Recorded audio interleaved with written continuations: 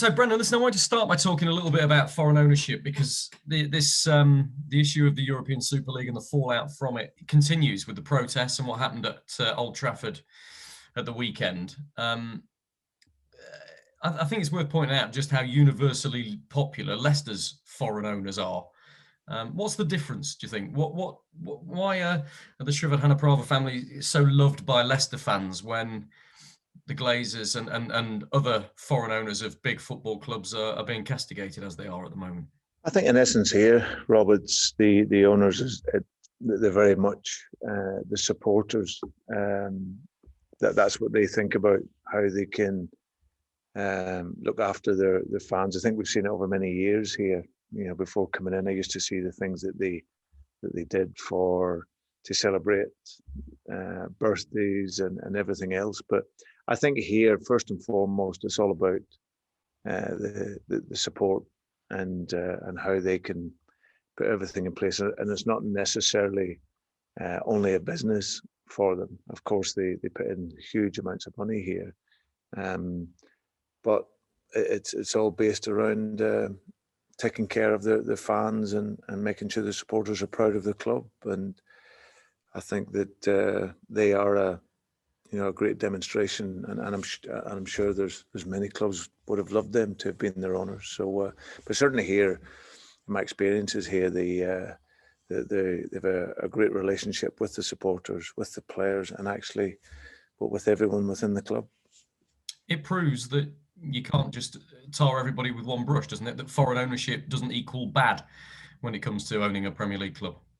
No, absolutely. I think there's examples of that, but of course I can speak, from my own personal perspective here.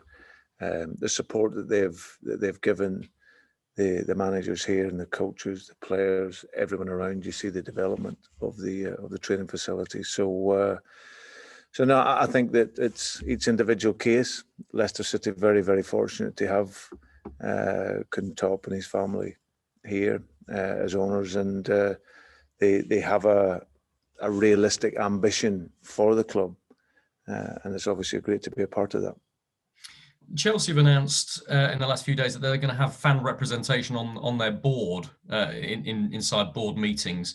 Do you think that's a step forward? I mean, it's your old club as well, but do you think that's a step forward for all clubs? Something that you'd like to see more in the game? Well, I think it's down to the individual club, Rob, and how they see it. I think that that'll be a question here for the board here. But I think we've seen in the last few weeks, of course, the power of the fans and the supporters in this country. That we're really protective of our game, and it is really about the supporters and the players, and they've come out in voice, and like I said, they're a very, very important part of the club. And I think supporters over the course of this last year, so they've been so patient in having to be outside of stadiums, but they're still. They still support their teams, and like I said, and obviously going forward, they want to be a part of that. So I think it'll be the individual clubs and how they see fit. Last one on this, if that's okay. You're playing at Old Trafford next week, a week today. You have to prepare the players, I suppose, and everything else, and the staff for the fact that there may be more protests that they see on the way in. There might be more noise while the game's going on, protests outside, and potentially whether you might need to boost the security around your own first team squad as you go to Old Trafford. Yeah, but we've got no concerns. It's obviously we've seen the protest last weekend in a high-profile game. It was, we condemn any violence that was seen on the day, but certainly for the Manchester United supporters, it's obviously clearly been a source of frustration for many, many years for them, and they come out to support the team and obviously support their role within that. But for us going there next week, we've got no concerns whatsoever. We look forward to going there and playing the game. Good man. There's been an announcement about the cup final tickets, although I think Leicester's distribution services, or whatever they're called, the supporter services, are struggling to know how they can distribute them at the moment. But it looks like you can have about 6,000 Leicester fans inside Wembley. And I know you put it on the back burner. I totally understand that. But that'll be a heck of a boost for you to have 6,000 Leicester fans inside Wembley for the final, won't it? Yeah, it'll be amazing just to see that support there. It's a shame we couldn't get more. It's a shame we couldn't have, get no under 18s, no kids there as well. So, but yeah, it's a step in the right direction. Of course, we would have loved more, but to have the 6,000 there would be brilliant. I wonder if you've had time to reflect on that draw at Palace. And I understand the frustration and the disappointment of you and the team straight afterwards, playing against 10 men for as long as you did. But I wonder whether a point at Palace, now that in the cold light of day, isn't actually a bad result when you look at the bigger picture of the games you've got to come and the situation in the table. Southampton, you mean? Sorry. Yes, that's exactly what I mean. Yeah. No, listen, we maybe before the game we might have taken that, but as I said, the circumstance in the game, we felt we should have done better. However, it's something that we've analysed, and we now go into our next game. And whatever the result was in that game, we wanted to come into this Newcastle game and equally looking to win. So the mentality doesn't change so much. We were disappointed, like I said, to play 80 odd minutes against 10 men, and even though it is difficult and it is tough, and credit to Southampton for having that resilience, and we would always back ourselves with the quality we have in our position in game to make the breakthrough. We had chances, didn't quite make it, so we take a point. We showed good fight back to come back, and we'll look forward now to Friday's game. How do you see the top of the Premier League table right now, maybe the top 6 places, and how teams are performing around you? Yeah, it's going to be tight right to the end. We've always thought that. I think we can only really concentrate on ourselves, Rob, and do our own job. And in order to finish high up in those top 4, you got to win games. So we're in a great position on 63 points. We've got 4 more games to go, and we'll look to our next game to win. And that's what we'll look to do in all the games between now and the end of the season. I'll let the other guys ask you about the game and the team news and that sort of thing. I just wanted to finish with a question about Steve Bruce, who's had some pretty vile abuse, some of it from his own supporters as well, and yet he secured Newcastle's Premier League status. What do you make of what he's had to go through? It's not just goes with the job, is it? The sort of stick that he's been getting? No, I think Steve's done an outstanding job. Going in, he's limited in terms of the budget that he has to spend on players, but he's had to go in and organise, and of course the expectation. Newcastle's an incredible club, the size of it, the fan base, the expectation there. But he's gone in. They've got, he's organised them really well. Graham's obviously gone in there to help him and Steve, and you can see the football idea and how they're trying to shape the team and play. But yeah, I think he's done an outstanding job, and he's shown throughout his career that he's an excellent manager. Thanks, Brendan. Good luck with it. Thanks, Rob. Thank you. Okay, Andy Sixsmith from PLP, please. Hiya, Brendan. Hi, Andy.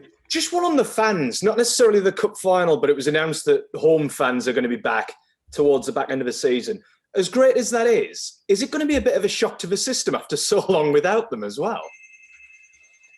Yeah, but it'll be a pleasant shock. I think we had it at Wembley a few weeks back in the Southampton game where we had some supporters in, and it was just great to hear the noise whenever there was a tackle or a shot at goal or a save for the keepers. So, but no, I think every player and everyone involved in the game is excited by getting supporters back, and the quicker we can get it up to full capacity, then the better. Apologies about the doorbell going, such as life on Zoom, I suppose. Just a quick one on the social media blackout as well from this weekend. Now that we've had a little bit of time to reflect on it, we've seen the huge amount of participation that's taken place. How big a first step do you think that is? Yeah, I think it's very important. I think any action that raises awareness of abuse that happens online is clearly a positive step. So hopefully going forward, we can encourage the social media companies and to look at that and reflect on that. And hopefully, as I said, it was a first step, and I'm sure that the people who weren't on social media over the weekend. I'm sure they had some peace and some peace in their life, and probably would have enjoyed it. So, but it's a first step, and any action that stops that is important. Just a word on James Maddison as well, from the game against Southampton. After another week of training, after his first 90 minutes back, do you feel he's on the cusp of getting back to the sort of form we saw from him earlier on the season, or is it going to take a little bit longer given how long he was out? Yeah, it's the catch-22 with James, because he needs the games to get up to full speed. But at the same time, they're important games for us. But he's a really important player for us. I think that he's gradually working his way towards that. The 90 minutes was important for him.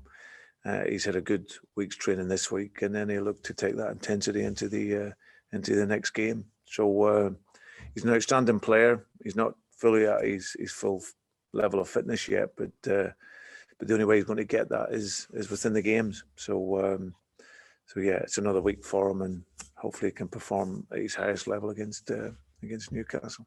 How's the rest of the squad, the team, looking ahead of this one on Friday night in terms of bumps and bruises? Yeah, everyone virtually okay, from same as the last game. So yeah, a couple of little niggles. Jamie had obviously a challenge on him, which made his ankle swell up. But yeah, apart from that, the squad is the same. Are we likely Jamie will be fine though for Friday? Yeah, he'll be fine. Yeah.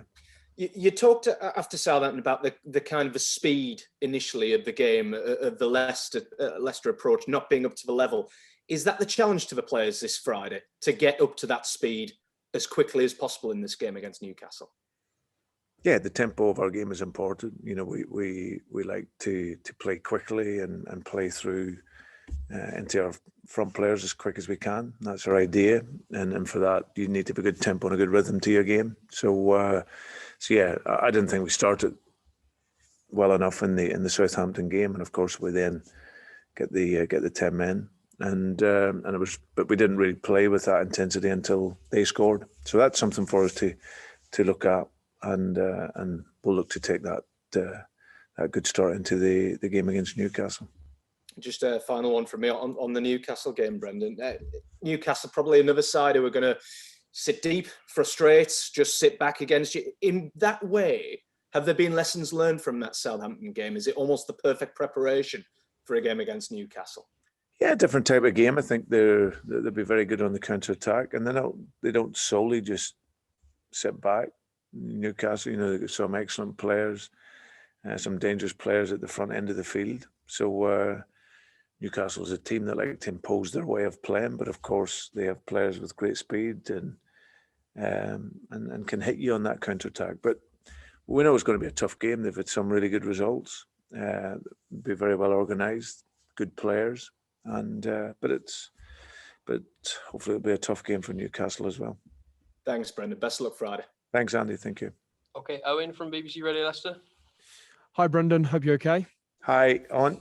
I wondered if I could ask you about Johnny Evans and his plantar fascia, because you said after the Southampton game that he had a bit of a problem with it, and clearly you said that the majority of the squad will be fine as the same as that game against Southampton. But is that something you now have to sort of monitor between now and the end of the season, and how badly does it affect him? Yeah, no, Johnny will be fine for the weekend. He'd had a scan on it the other day, so it's come through. There's no tear, which is good news. Yeah, it's just something that was provoked towards the end of the game. A little bit of soreness afterwards, but he should be fine for Friday. There's 4 Premier League games to go, Brendan, of course. I wonder if there's a feeling amongst the players of this being the opportunity that they would have wanted to be in at the start of the season, to almost right the wrongs of what happened last season almost. Yeah, it's always learning on. It's always improvement, and I think that, you know, if you see the position we're in now with 4 games to go and FA Cup final, we would have taken that absolutely. So it's a really exciting end to the season. Like I said before, we're looking up. We're looking to the games to go and play with our identity, and go and enjoy it, which is very, very important. And thankfully, we've got, you know, a lot of our players fit. We've obviously got Harvey and JJ that are out, which is a shame for us. But in the main, the rest of the players are all fighting fit and excited about the games to go. I was looking at what 4 games to go was last season. It was the Bournemouth game, the 4-1 defeat away from home. How much progression have you seen since that day? Because it was, you were 1-0 up at half time, and it kind of all sort of fell apart in the second half. But how much progression from that day maybe to where you are now have you seen? Yeah, it's natural. It's development. It's experiences. We disappointed on that evening when we played. Haven't been in control the first half, but they're all experiences, and that there, like I said, was a disappointing result for us in performance. But I think over the course of this season, I think we've seen the maturity in the team grow, the control in the team grow, and any setbacks that we've had, we've always come back well from. So that's all natural and all part of the development of the individual player in the squad. The FA Cup final, Brendan, is just around the corner now, and a lot of our attention already looking, I suppose, towards that game. I wonder how maybe you found the players of dealing with maybe the excitement, looking forward to that game as well. But you've also got 2 huge games in the Premier League that could go quite a long way to defining your season in between then. Has there been any discussions about containing that excitement before that game and focusing on the here and now, or is the environment that you've created already sort of done that naturally? Yeah, I think that it feels like a long way away, to be fair. The FA Cup final, it's not in our radar at the moment. It was a great semi-final win. We get to the final, but we always knew we'd get important games in between that. So, like you say, 2 games in between the final. Our focus just purely on the next game. So, and we'll look towards the FA Cup final by the middle of next week. So, but until then, great opportunity for us playing at home on Friday, get another 3 points. We know it'll be tough, it'll be a challenge for us, but this is a team that's constantly rose to the challenge, and that's what we need to do on Friday. Last one from me, Brendan. On Newcastle, they are all but safe. They've done very well to drag themselves out of a relegation battle that they might have seen themselves in maybe earlier in the season. I wonder whether playing a side who have had possibly that slight easing in pressure almost makes them more dangerous, because you spoke about the attacking threats that they have might be able to express themselves in a little bit more freely maybe. Does it make them more dangerous that there's slightly less pressure on them on Friday? I don't think it's any more or less, if I'm honest. I think that Newcastle's a huge club, fanatical fan base. So when you have that, every game is important, and every game they'll want to play and play to win. So on top of that, they've got really, really good players, got a great staff behind them, and that all makes for a really, really tough game for us. So I think they'll be out to win. They know that they've had a couple of really good results recently. So we have to be ready for that challenge. Brendan, thank you. Good luck on Friday. Thank you. Thanks, Sam. Thanks, Owen. We'll take one from Phil Medlicott before we go into the written section. Hi, Brendan. Hi, Phil. We know, as you mentioned, obviously Barnes and Justin are still out. In terms of Wes Morgan, I was wondering where he was at. There might be a chance of him being involved soon. And also, I wondered how Ricardo Pereira was, given he's been sort of just sat on the bench as an unused sub for the last few games with Luke Thomas in the team. Yeah, Wes. He's not available for Friday. He's still working with the rehab team and getting back to some sort of level of fitness. In terms of Ricky, he played in the West Ham game, and he's continued to work and train, and I'm pretty sure he'll play a part on Friday. So we changed the balance of the team for those games, but each game is different, and Ricky's had a few more weeks of training and looks really good. All right, Cheers. thanks, guys. We'll say goodbye to